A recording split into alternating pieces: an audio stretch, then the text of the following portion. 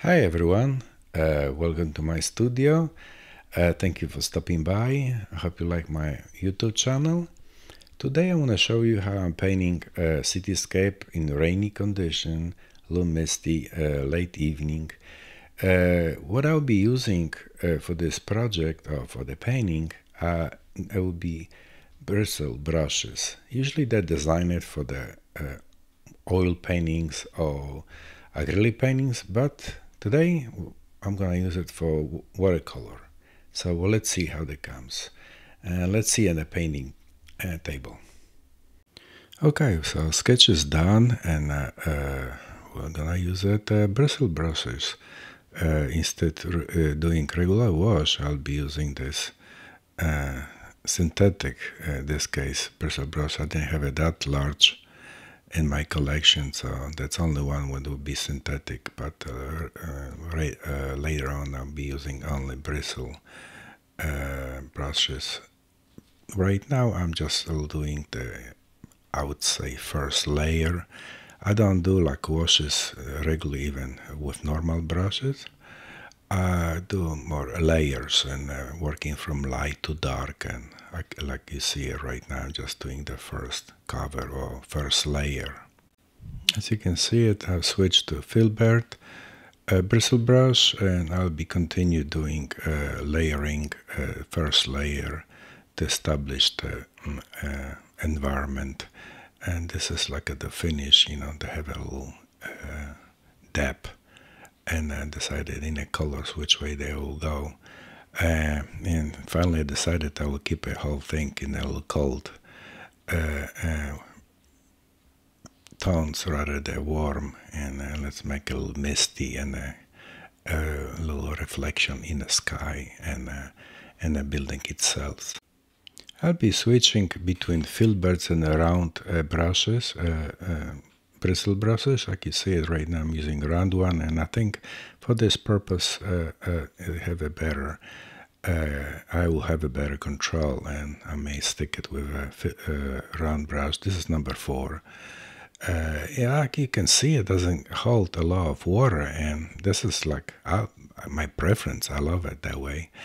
And plus the water paper doesn't buckle, so that's even less frustration, and you will spend more time on control the painting and the way you want to proceed. In this moment you can see it, I'm developing a background and foreground of the painting. Yeah, I should admit it to you, viewer, that I really love to use the bristle brushes for watercolor. I have a full control, and I used to use them only for the lifting colors, or somewhere just kind of fixing the mistakes, softening the edges, but they're perfect for the watercolor. If you like the strong color and you don't need a little washy stuff, that's perfect. I may stick around with them and do more paintings with the bristle brushes. I may understand that I'm not the only one who come up with this. That probably is somebody who is doing already stuff like that. But I mean, I just love it. I kind of, was a little afraid of it. And that's why I designed this painting a little bit more simplistic, because be honest, I didn't know if I can pull it, the project, but so far I just love it.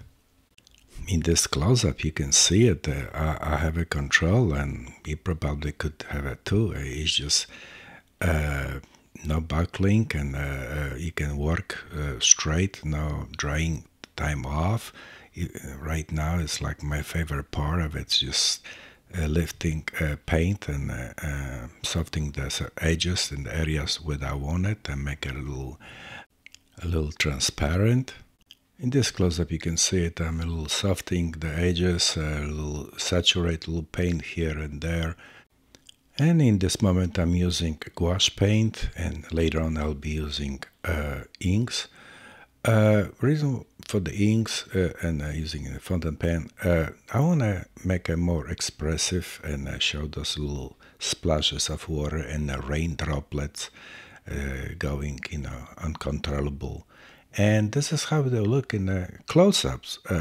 Those little lines with watercolors and little washes, layers, and paint lifting to give you this impression about walking through the city in rainy conditions, sprinkle, and this is how the paintings look like. I hope you like this presentation, and I'll see you next time.